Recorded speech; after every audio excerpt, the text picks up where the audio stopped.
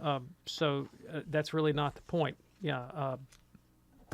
We don't presume that they were damned. We do presume that they repented and were reconciled to God, but they still had to suffer the consequences of their sin. Very good. Ron, thanks so much for your email. Again, if you would like to send us an email for a future show, the address is ctc@ewtn.com, ctc@ewtn.com. I want to put in a little P.S. here. Our friend Rich Jesse is handling social media today. Jeff is out. So if you want to ask a question via YouTube or Facebook, we are streaming there right now. Just put your question in the comments box. Rich will see it, and he'll shoot it to us here in the studio. Quick question now from, it just says JJD. Can you explain how the Catholic Church came up with purgatory because after all, Jesus said to the thief, "Today you will be with me in paradise"? Yeah, thanks. So that seems like a non sequitur to me. I don't understand what the thief on the cross has to do with purgatory. He obviously didn't go there. We've never said that everybody goes to purgatory. Never. But Scripture itself represents the afterlife as a state in which some people benefit from the prayers of the faithful. And so we find, for example, in 2 Maccabees chapter 12, that the Judeans offered prayers and sacrifices for the repose of the souls of the dead. St. Paul prays for the repose of the soul of his friend Onesiphorus. So we have New Testament evidence of that as well. And in the history of the Church, liturgically, the evidence is there for prayers for the dead in association with the holy sacrifice of the Mass, offering the Mass for the repose of the souls of those who died. So from Scripture and from sacred tradition, the belief that the dead could benefit from our prayers is part of divine revelation. Now, it doesn't take much of a stretch to figure out why, because Scripture also teaches that we have an obligation to do penance and make reparation for our sins, even when those sins have been forgiven. And two of my favorite passages about that are 2 Samuel 12 and 2 Samuel 24, when David sins and repents and God forgives him, and yet God still imposes a temporal penance on him. So the idea that we have to do penance, that we have to have purity of heart, Psalm 24, Matthew chapter 5, blessed are the pure in heart, for they will see God. Only he with clean hands and a pure heart can ascend the Lord's mountain, and so forth. So if we don't get that job done in this life, that seems to be what's going on in the next life, for which the souls of the faithful are availing something. Got it. And we appreciate your email there, JJD. In a moment, we're going to get to the phones, talk with Ron, a first-time caller in Portland. We have some lines open for you, and we are live on this Wednesday afternoon, just before Christmas. 833-288-EWTN. That's 833-288-3986. Call now to Call to Communion. Cresta in the Afternoon presents the truth of the Catholic faith. In the light of that faith, we analyze our culture's ideas, trends, events, and public personalities. Our aim is to help our listeners conform their lives to Christ and equip them to be more effective witnesses to his present and coming kingdom. Cresta in the Afternoon with Al Cresta. This afternoon, 4 Eastern, on EWTN Radio.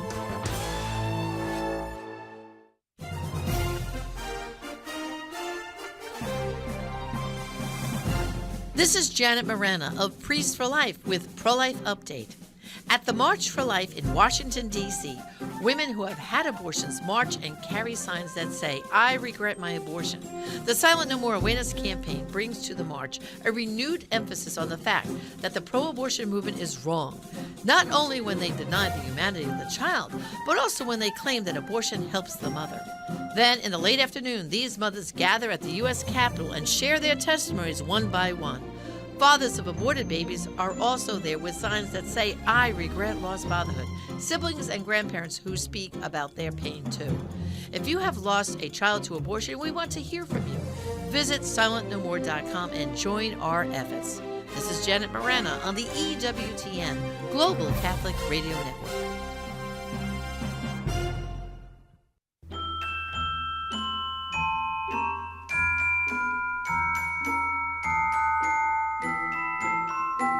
Wishing you a Holy Christmas and a Happy New Year from all of us at EWTN Radio. And we're very glad that you're with us on this Wednesday here on EWTN's Call to Communion. with Dr. David Anders. I want to tell you about something wonderful that's now available for you. Let's plan ahead because, as you know, 2023 is just around the corner, and you can get the Shrine of the Most Blessed Sacrament 2023 calendar. No matter where you live, you can enjoy the Shrine's beautiful calendar all year long. This calendar full of pictures of the Poor Clare nuns of perpetual adoration, beautiful scenery from the shrine grounds, events from the shrine, quotes from Mother Angelica, and the novenas that are prayed by the Poor Clare nuns of perpetual adoration are listed on the calendar, so you can unite with them in prayer during the year. This is very cool. All solemnities, memorials, feasts, they're marked in accordance with the liturgical calendar for the dioceses of the United States with the saints in the Roman Martyrology. It's a beautiful calendar when it's opened up. It's 11 inches by 17 inches. You can get it right now by going to EWTNRC.com. This is definitely better than a calendar from a gas station. I can vouch for that. We've got one. It's beautiful. EWTNRC.com. Do check it out. If you're ready now, let's go to the phones at 833-288-EWTN. We begin with Ron. Ron is a first-time caller in Portland, listening on the great Modern Day Radio. Hey, Ron, happy Advent. What's on your mind today? Yeah, same to you. Thank you, guys. So regarding the Immaculate Conception, so if Mary, I'm trying to reconcile this, if Mary was immaculately conceived and presumably is the only person to ever be so conceived, how does that reconcile with the fact that Mary could have said no to the fiat or to the angel? If God didn't know ahead of time what she would say, then why was she immaculately conceived? Yeah, great question. I appreciate it. I think it misconstrues, however, the way the Catholic Church understands the relationship of grace to freedom. And I think the best way to illustrate this is to take someone other than the Blessed Virgin and to offer you a hypothetical scenario. So let's take another holy person, not as holy as the Blessed Virgin, but let's say Mother Teresa of Calcutta, which most people think she's a pretty awesome lady, great saint. Now, what do you think would have happened if somebody had approached Mother Teresa of Calcutta, one of her homes in India, and offered her drugs and said, we've got this, great bag of heroin or some methamphetamine or cocaine for you. Would you like to indulge? What are the odds that she would have said yes? Pretty slim. I think none. I mean, there was no possibility that she would consent to that temptation, and it wouldn't even have appeared to her as a temptation. No. Why not? Because she was absolutely full of virtue. And so her will was confirmed in goodness towards the good of her neighbor, towards the love of God, and towards the proper disposition of her own passions. She just would have had absolutely no drive for that kind of disastrously self-destructive behavior, regardless of what it would have done to her dopaminergic system. I mean, it's irrelevant to the case, right? Yeah. And I think you can understand this in your own life. There's probably some gross temptation that is in no way at all appealing to you. And if someone offered it to you, you would say, absolutely not. I got no interest in that. I'm a faithfully married man, or whatever it is. You would absolutely say no. Does that mean that you don't have freedom? The fact that you could so easily resist a temptation, does that mean that you are not free? On the contrary, it means you are vastly more free in the only relevant sense. Right. So let's go back to the drugs. What does the junkie say? What does the addict say when someone says, hey, do you want this methamphetamine or this cocaine? They can't say no. They're utterly enslaved to their passion, to their neurology that they've destroyed through this destructive habit. Yeah. They have no freedom. That's slavery. It's not freedom. And so the Catholic understanding is the more grace you have, the more free you are. Free. You're always going to choose some good. Right, some good. I mean, you're either going to choose maybe bodily pleasure and short-term goods, which is what the addict goes for, or you're going to choose some transcendent good or some long-term good in accord with the life of virtue. That's what the saint chooses. But you're going to choose something. Yeah. The more grace you have, the more your choices are going to be conditioned towards those things that lead to holiness and to happiness and to human flourishing. But that doesn't mean you lack freedom. It means that you're much, much, much more free because your choices are now governed by sound deliberation and sound reasons, that your acts are actually in accord with right reason. So that's what freedom means. So because Mary was literally the freest person that ever lived, there was no possibility of her sinning. Okay. Is that helpful for you, Ron? Yeah, it is. Thanks. You are most welcome. Thanks for your call. That opens up a line for you right now at 833-288-EWTN. That's 833-288-3986. Call to communion on this not quite as cold as it's going to be Wednesday afternoon. It's going to be very ridiculously cold here in the next couple of days. I'm not looking forward to that, so stay warm. Right now, let's go to Fred, a first-time caller in Greencastle, Pennsylvania, listening on Sirius XM, Channel 130. Fred, a happy Advent. What's on your mind today? Yes, gentlemen. Thank you, and same to you both. Thank you. Yes, I would like to know some good strategies to convince my adult children to have their infants or toddlers baptized. They seem very ambivalent towards this, and I would like some advice so, from Fred, you. I need to ask you a question. Do your adult children go to church? No, they've sadly kind of gotten away from the church. I guess that would be the first step then. Do your adult children consider themselves to be Catholics? Yes, I believe so, but like so many young people, they've kind of fallen away. Sure. So these are different conditions, and each of them I would kind of approach differently. So if your kids have some kind of Catholic identity, then you could have the conversation about, do you want your children to share your Catholic identity? I mean, I know you don't go to Mass a lot, and I understand that, and I'm not trying to put any pressure on you, but is this something that you would value for your children? Because, hey, even if you guys are not going to Mass, if you want me to, I'll be perfectly happy to take the kids to Mass and to do so in a way that accords with your wishes. I won't impose anything on them that you don't want them to have. But, I go to Mass every week, and I'd be happy to take them with me. And, if you want them baptized, I can take the responsibility to do that. You don't even have to get personally involved unless you want to.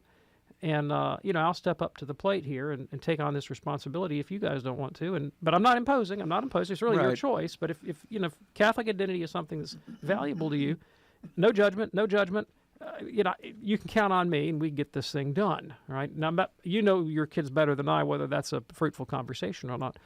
The other thing is, can we get them to come back to Mass? Now, that's harder. That's a good deal harder because, see, from that point of view, they already know what Dad has to say.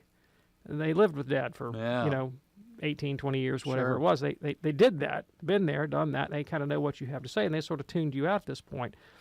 So all you can really do is try to be the best grandfather possible and to live your faith charitably and virtuously. And a lot of times, I'm a grandparent. We grandparent types figured out all the things we did wrong with the first bunch, and realized that there's something to that, being a super generous, sweet, kind, grandparent who never has an unkind word to anybody, and you get a lot more traction, a lot more with honey than vinegar. My own grandfather, I loved him dearly, loved him dearly. Man, never corrected me, never raised his voice, never gave me a piece of advice. He used to pack his freezer with grapefruit sherbet. That's actually a thing. Really? Yeah, grapefruit. So it was go to Granddad's house and have grapefruit sherbet, and go fishing, and go to Uncle Earl's farm and go fishing out in Northport, Alabama. Yeah. And it was just all good times with Granddad. But you listen to my uncles and my father talk about their father. And apparently, he just used to lecture them morning, noon, and night. They loved him and respected him, but they absolutely didn't want to hear what he had to say. Yeah. But he was never that way with us. Never that way with us. And then when he was, about 85, and he'd had a stroke, and he was in the hospital, and some of his body chemistry, his brain chemistry got off, and he kind of lost his mind a little bit towards the end there. And he started ordering everybody about, telling them what to do, and criticizing stuff. And my uncle kind of sidled up next to my dad, and he, out of the side of his mouth, he goes, "Now that's the daddy I remember." But we grandkids never saw that guy. Isn't that something? Yeah. Wow. And he did as much as anybody to make me want to be a Christian, precisely because of his kindness and his virtue and his integrity. So you might find that you can be a different kind of grandfather than you were a father. Fred, great call. Thank you so much for it. And, that might also be helpful for some of our other listeners who find themselves in a similar situation. Appreciate your call, Fred. Thanks so much for it. It's called Communion here on EWTN. We have a couple lines open for you right now at 833-288-EWTN. That's 833-288-3986. If you don't have a question and you're a non-Catholic, maybe we've got a question for you. What would it take for you to become a member of the Catholic faith? Is there something that is holding you back, or are you just totally disgusted with Catholics and the church and everything else? Love to talk about that. 833-288-EWTN. JP in Ohio asks, if God is immutable, why do we ask him to have mercy on our departed loved ones? Is that just so that we're eventually able to accept God's will if we eventually find out that they are damned? Yeah, thanks. I appreciate the question. So this is just one case of the larger problem of why pray at all. So you can say, why pray for our loved ones? Well, why pray for anything? Yeah. Why pray for anything else? If God's immutable and outside of time, why pray at all? And here's the Catholic position on this. Our prayers don't actually change God's mind. So it's not like, God is trucking along one day and he says, I think Anders is, I'm gonna send Anders to the prison camp. And then Anders prays and says, could I be a pro basketball player instead? And God says, oh, okay, pro basketball player it is. I'm switching mid. It doesn't work that way. That's not how prayer works. And in fact, God experiences reality as a single permanent instant. God does not experience the passage of linear time the way we do, because he perceives all of reality in a single permanent instant. Boethius, in his Consolation of Philosophy, once drew this illustration. He said, imagine if you're sitting on a street and the parade of the army is going by, and you see all the ranks of soldiers one after another. But from a higher vantage point, the king up on his platform can sort of see the whole thing beginning to end as one act. And that's sort of a weak analogy. I was thinking before this call came on, do you remember, Tom, the cartoonist Rube Goldberg? Oh, yes. The Rube Goldberg machines. They were these contraptions like the sort of thing that Coyote used to come up with in Looney Tunes. Be a shoe drops and it lights a candle that cuts a pair of scissors that, releases a parakeet that knocks over a bowl of water. And eventually, the guy gets his buttered toast at the end of the machine. They were great. And if you've ever seen a still shot, cartoon, you can see all that action in a single permanent instant, even though you recognize that there are causal relations that are implied there. They're all happening simultaneously from our vantage point as looking at the cartoon. Well, this is a pretty silly analogy, but I suppose the comparison here would be that God sees reality as one single permanent instant of the Rube Goldberg machine, with all of the causal connections, past and future, actualized to him. Now, within that schema, human prayer has an instrumental causality that God allows in his providence. So prayer actually does have an effect, but God's experience of that is in a single permanent instant, not in linear time. So he does know what's going to happen from the beginning. He understands the role that our prayers will play, from our point of view, in bringing about his providential purposes. So prayer is not ineffective, but its efficacy is couched within this conception of divine providence. Okay, great. And thank you, JP in Ohio. Appreciate hearing from you. Here's an email we received from Donna in Miami. She says, I'm quite puzzled. I want to know, what is the difference between a basilica and a cathedral? Does it have to do with the style of architecture? And also, I want to wish everybody at EWTN a blessed Merry Christmas and a Happy New Year. And again, that's from Donna. Yeah, thank you. I appreciate the question. So a basilica is a church that has been elevated in status, basically. It's been designated by the Holy See as having this particular status as a basilica. It's kind of a special place that's been set aside. It doesn't have to be shaped any particular way. It doesn't have to be a cathedral. In fact, I think that a basilica close to us here in Alabama is the Basilica of the Sacred Heart of Jesus in Atlanta, Georgia. And, I mean, I've been there, been to Mass there, and it's a nice building, but it's no cathedral. You know, it's just kind of I think at one time it was just a parish church that I don't know its history, but for some reason it had some dignity assigned to it. It was elevated to the status of a basilica. The cathedral is where the bishop has his seat. That's the bishop's church. Sometimes you'll have a large diocese where there may be two. You'll have a cathedral and a co-cathedral. But that's where the bishop has his church. Hope that makes sense to you, Donna. Thanks so much for your call. I remember from our days living in Minneapolis, St. Paul, there was the cathedral in St. Paul, but there was also a beautiful basilica in Minneapolis. Yeah. And both quite gorgeous. In a moment, we're going to get back to the phones here. We will talk with Dan, a first-time caller from Ontario, Canada. Also, Susie, a first-time caller in San Antonio.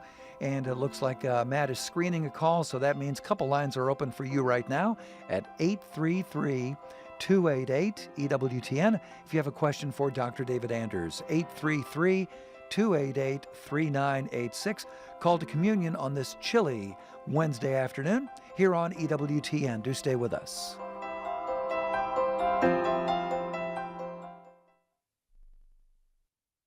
To ask, why should I pray, is the same as asking, why should I raise my mind and heart to God, since that's what prayer is. But when stated like that, it's pretty obvious. We need to pray because God is He to whom our minds and hearts are ultimately directed.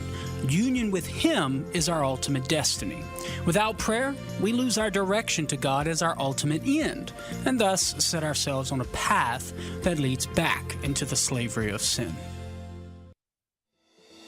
Called to Communion is on YouTube. Search YouTube to find the EWTN YouTube channel, so you'll never miss an episode of our show or any of your favorite EWTN radio shows. And now, the EWTN Family Prayer with Father Joseph. Family, a prayer that we pray together is a powerful prayer. So please pray together with me our EWTN Family Prayer. Today we pray for those in need of employment. Our provident Father in heaven, holy is your name. Many today are without employment and are struggling to provide for themselves and for their families. Give us this day our daily bread. Reveal your providential care and assist them in finding meaningful work. Bring them closer to you in this time of trial and show them the way. Let the door be open to them, for we are knocking. Let them receive your help, for we are asking.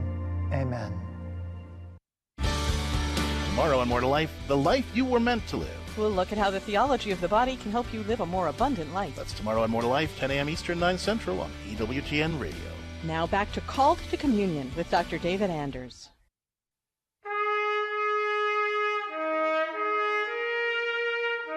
Wishing you a Holy Christmas and a Happy New Year from all of us at EWTN Radio. It's Called to Communion here on EWTN. Glad you're with us on this Wednesday afternoon. You know, lots of EWTN radio anniversaries being celebrated this week. Our friends at Catholic Radio of Marshalltown, Iowa. You know where Marshalltown, Iowa is, I'll bet you. You know, I used to live in Iowa, spent a lot of time in Iowa. I don't think I've ever been to Marshalltown. Well, you need to go. You need to go because they're celebrating 19 years with EWTN. Also, Eucharist Radio in Morganfield, Kentucky, a little bit closer to us, marking 13 years with us. Congratulations to both wonderful radio apostolates from your friends here at EWTN Radio. All right, let's get back to the phones now and talk with Susie. Susie is a first-time caller in San Antonio, listening on Guadalupe Radio. Hello, Susie. What's on your mind today? Hi. My name is Susie, as you know. Yes. I have a question, please. I've always been close to my church, and then I've become distant for the past few years. And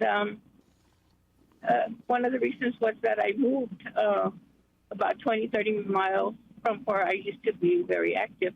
At the beginning, I was going often, but years go by, and I'm getting older, and I'm getting more tired. But the thing is that I feel like I've I don't have that relationship with God the way I used to have it, and I'm looking for it, and I don't have a community the way I used to. It's kind of hard. I've been going to a couple of churches on the south side of where I live, and it's kind of hard to get people or get involved. I know that I go to Mass. I still go to Mass, not often as I used to. I'm not active in any program.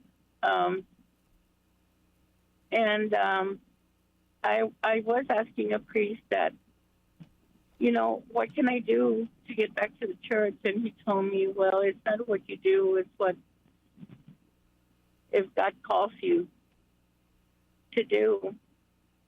And I remember this lady telling me about CCD not long ago, a couple of weeks ago.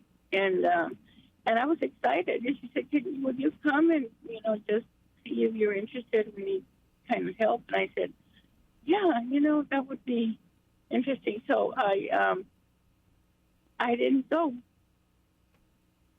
I thought, do I really want to do that? No, I don't want to do that. So I don't know what is stopping me. Susie. And I don't know. Yes. I am so glad you called. And I'm listening to you, and I want to tell you that I think that you are just a fantastic person. You are just a wonderful person. And there is absolutely nothing wrong with you at all. I just have so much admiration for you. I think you're fantastic. And why do I say that? Well, first of all, I feel exactly like you do. And many people feel exactly like you do. And there's nothing wrong with how you feel. And there's nothing to be ashamed of in how you feel. It's very common to be heavily involved in the church at a period of our lives, maybe to have a lot of friends and a lot of contacts, and maybe a priest you really love, and a lot of enthusiasm, especially when we're learning and growing and we have activities to do, and we really feel like we've got a mission and a purpose, and it just seems all so fresh and new and wonderful. And then we enter into a season of our life, and it might be, in your case, because you've moved away and you've lost all of your contacts.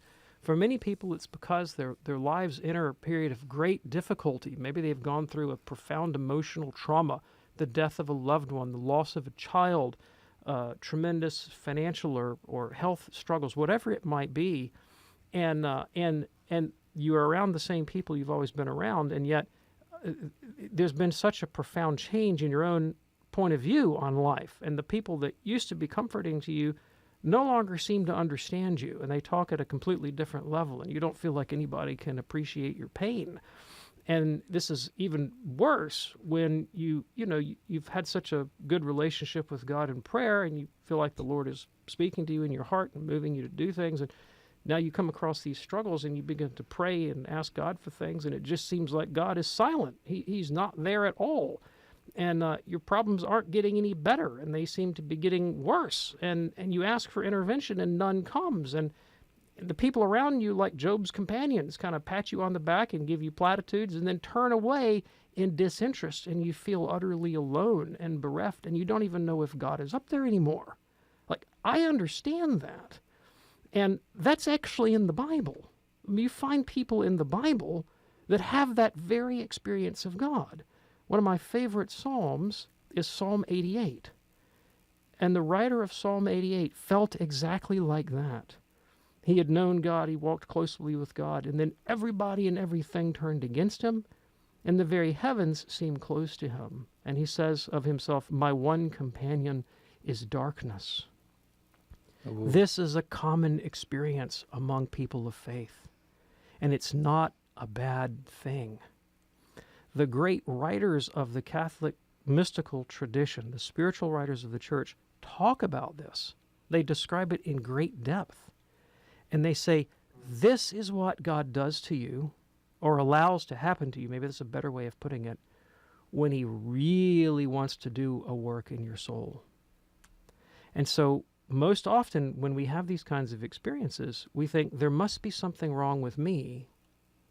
But the saints tell us, actually, it might mean there's something right with you, And God is trying to bring you into a deeper knowledge, a different kind of knowledge, a knowledge of Him that you've never had before, but a knowledge that will unite you to Him so much more closely, but without the sensible experience, without the emotional experience that you used to have. They write about this. St. John of the Cross writes about this. Teresa of Avila writes about this. The things that used to comfort you in your life of faith no longer seem to do that. And someone offers you a devotion or a practice or maybe teaching CCD, and it just doesn't appeal the way it used to. And you're tempted to think, I must be doing something wrong. But that's not at all what the saints say. They say, actually, the Lord is doing something great in you to bring you to deeper holiness. Now, how can that be? What are some of the ways that that could bring you to deeper holiness? Well, one, it might profoundly deepen your awareness of what it really means to be found in God. And it's very common among church-going people to think that those that are the most active, those that are running around doing the most stuff, the teachers in the Sunday school classes, maybe the people who are writing books or giving talks or even being on the radio or whatever it might be, well, those guys must be the really good Catholics. And, of course, if all you got to do is look at the Gospels and understand that Jesus never thought those were the really good Catholics. Those kind of things never enter into Jesus' description of what Christian life is all about. In fact, we have an instance of that. What is it, Luke 11, is it? In Mary and Martha? I'm trying to remember. It's Gospel of Luke. I think so. Mary was the one teaching the CCD. I'm sorry, Martha was the one teaching the CCD class. She was the one talking on Catholic radio. She was the one, writing books. She was the one that was the church administrator. She was the one that did all of the stuff and was so excited about it. And Mary's just sitting there. And Jesus says, Mary has chosen the better part. Now, why do I say you're such a good person? Because there are those who, when they feel this loss of excitement or emotional connection to the church or to God, they go, oh well, I guess it's not for me anymore, and they walk away. But you have this profound hunger to be closer to God, and you don't think you know how. That tells me that your heart is still 100% for God and for the life of virtue and for the faith. So don't despair. You're on the right track, and you're a very good person. Now, you should still go to Mass, but be okay with the idea that I'm going to go to Mass and I'm not going to feel anything. It's okay not to feel anything. This is a season of my life. For some reason, this is where God has me emotionally. But I understand this is the path that the saints trod ahead of me. And if you can, this priest that you talked to doesn't sound to me like he was very encouraging. So let's not go to him again. Yeah. But you might poke around and see if you can't find a priest, maybe not at your parish, maybe another parish, who might actually be a good spiritual director for somebody at your stage of life and in your spiritual condition. Ask around, who's a good spiritual director? Who would be a good person for counsel for this specific condition, for your state of life? But take heart, you're on the right track. You're not bad.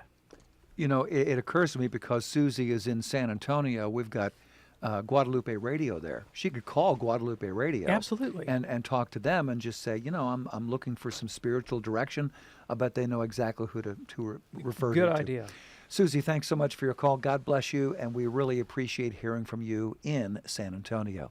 It's Called to Communion here on EWTN. Be sure to join us for Take Two with Jerry and Debbie. That's tomorrow at noon Eastern. A great program lined up for you. Jerry and Debbie want to know, are you prepared for Christmas? Well, I might be after I go shopping tonight, but... Yeah, I'm totally not prepared. A great program always, every time. Take Two with Jerry and Debbie tomorrow at noon Eastern, right here on EWTN Radio. Let's go to Dan now, a first-time caller in Ontario, listening on AM 1260, The Rock. Hey, Dan, what's on your mind today, sir? Good afternoon. Howdy. Yeah, quick question. Something that's been bothering me every time I go to Mass is when we recite the Apostles' Creed, and going back to when Jesus was on the cross, the criminals on one side of him said, "Remember me when you get to heaven." And Jesus replied, "You will be in paradise with me today." Mm-hmm. But then again, it said when Jesus died, was buried, descended into hell, and was risen on the third day. So I'm just wondering, just to clarify my mind, make sense of that.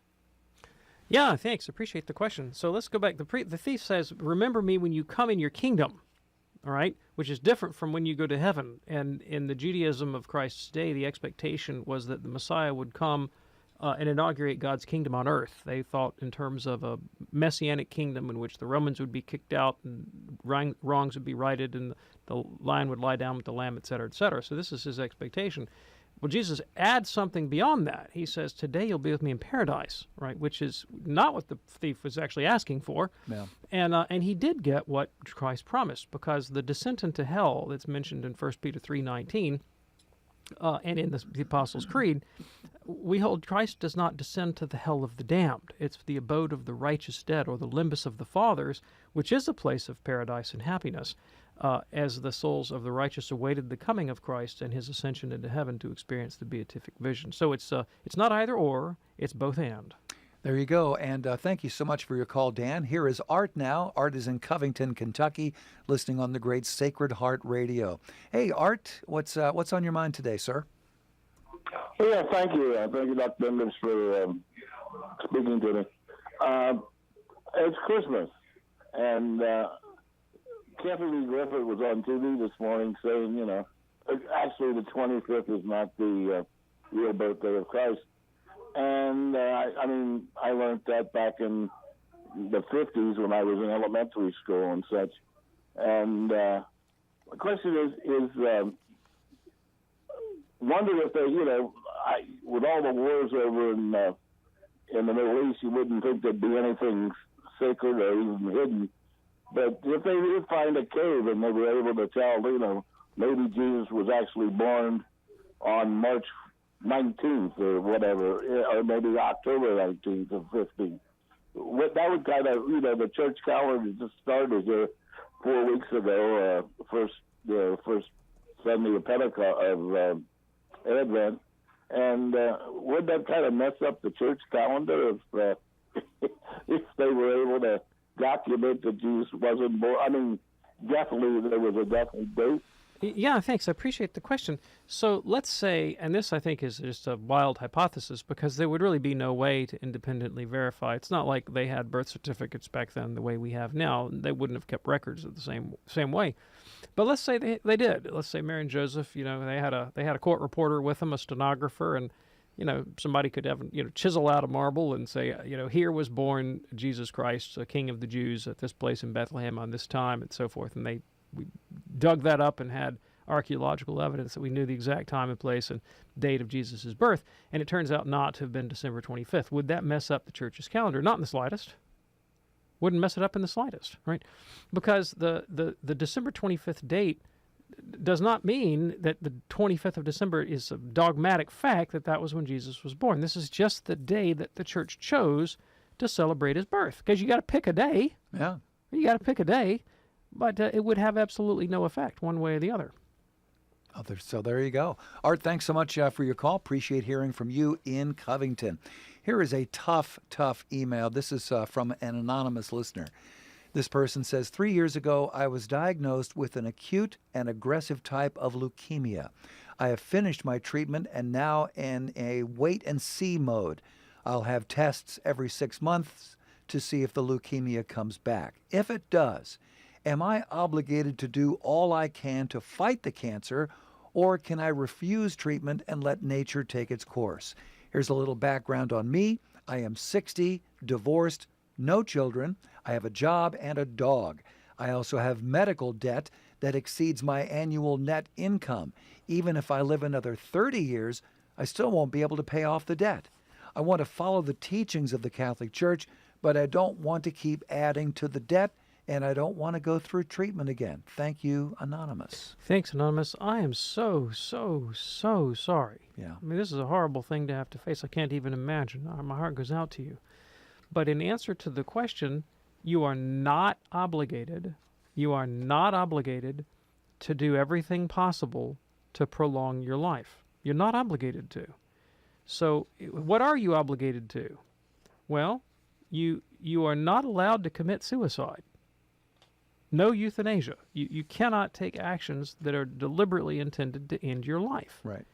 And you should take reasonable actions. And that's a slippery word on reasonable, because it means proportionate actions. Actions where the prospect of benefit outweighs the cost of the procedure, and that could be the financial cost, the emotional cost, or the physical toil that it takes on you.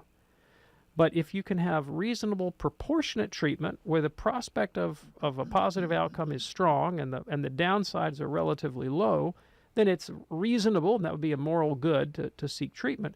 But if it's a situation where the treatment itself is very burdensome, very expensive, it's psychological toll, a physical toll, a financial toll, and the prospects are not that great that it's going to work, you're not obligated to do it. You're not obligated to do it. Hope that's helpful for you. Thank you so much. And we, again, are very, very sorry about this situation. We will keep you in our prayers. Here's one now from Charisse. I need help explaining the resurrection of the body to a friend of mine. He was raised Catholic but has fallen away. He was a chemist.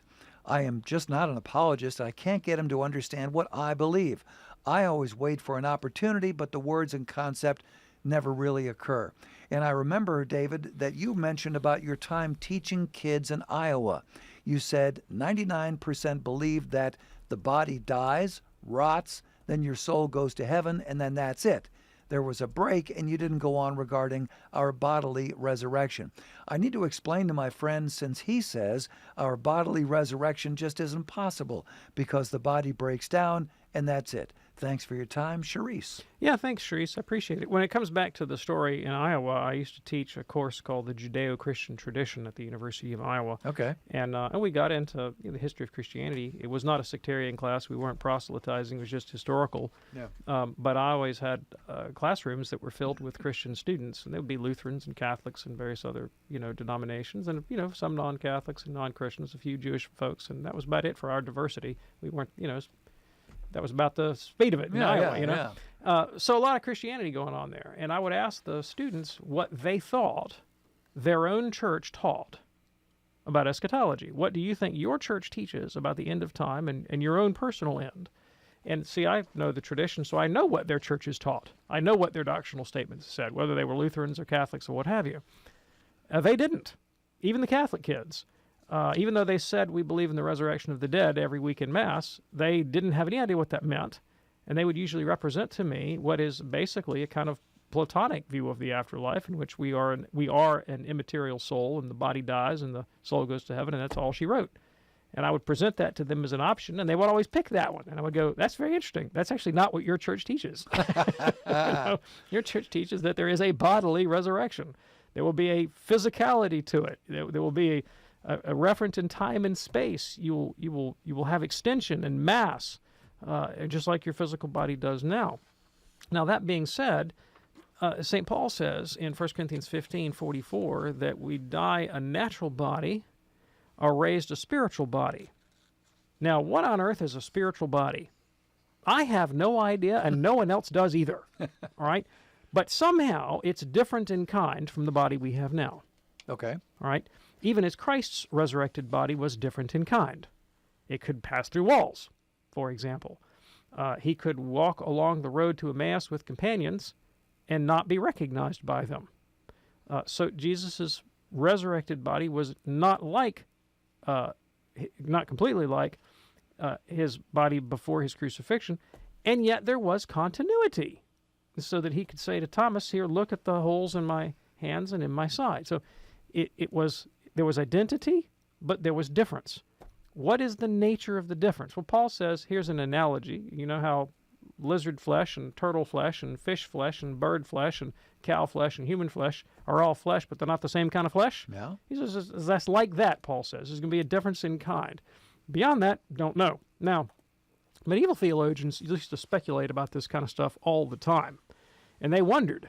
Now, I'm not saying these theories are correct. I'm just kind of giving you an illustration of how Catholic theologians through history have messed around.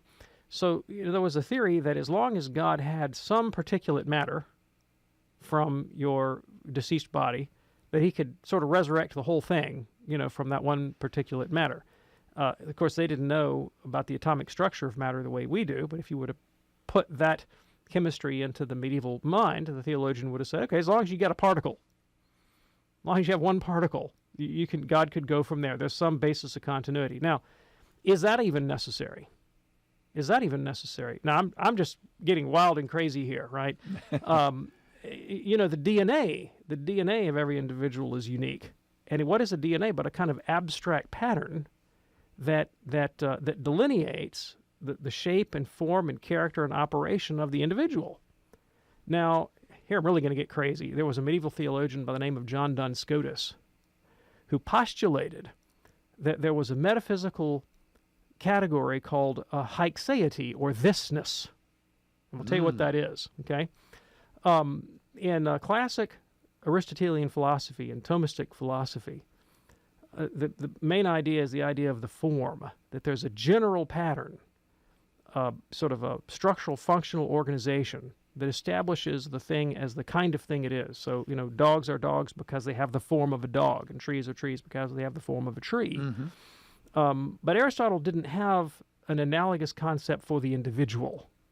He just thought there was this sort of general form that establishes you in a particular species. Okay. Well, Scotus thought that you needed to be able to reduce the individuality of the person to that kind of abstract description that would be captured in something like the DNA, if you will.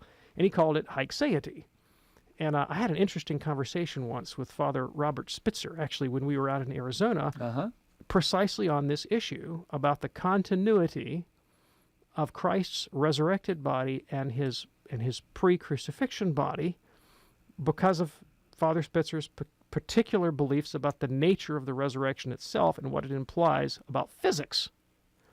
And I said, Father Spitzer, do you think your theories imply the truth of Scotus's doctrine of haixeity? Wow. We had a lot of fun. I'll bet you did. And he was like, well, yeah, obviously, So I'm just throwing this out there that, medieval theologians, some of them said, well, okay, as long as you start with some particular matter, God could sort of rebuild the body and the person from that one particle. But there may be a way to do it merely from the abstract pattern that Scotus would have identified as haixeity. God's got the blueprint someplace, loaded on the hard drive in heaven. Yeah. It's like, okay, time to print out Tom Price. That's great.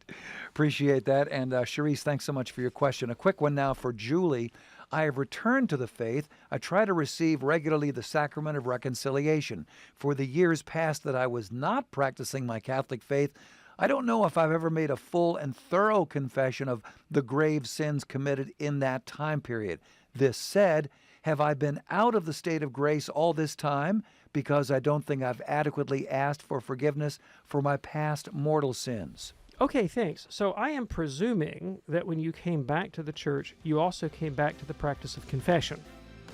And unless you deliberately withheld your known past mortal sins, if your intent was to be reconciled to God in the church and you made a good faith effort, then there's no problem.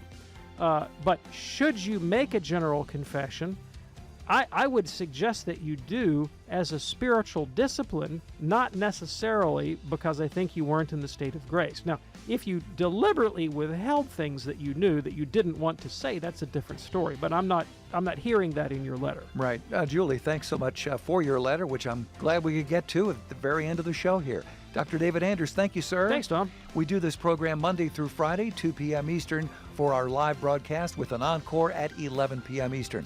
On behalf of our great team here, I'm Tom Price along with Dr. David Anders. Thanks for joining us. We are live tomorrow, so be with us then. God bless. He is honored by the Church as a bishop, a defender of orthodoxy, and a saint with the title of Doctor. Matthew Bunson and the Doctors of the Church. St. Ambrose of Milan was headed toward a brilliant secular career in the Roman Empire.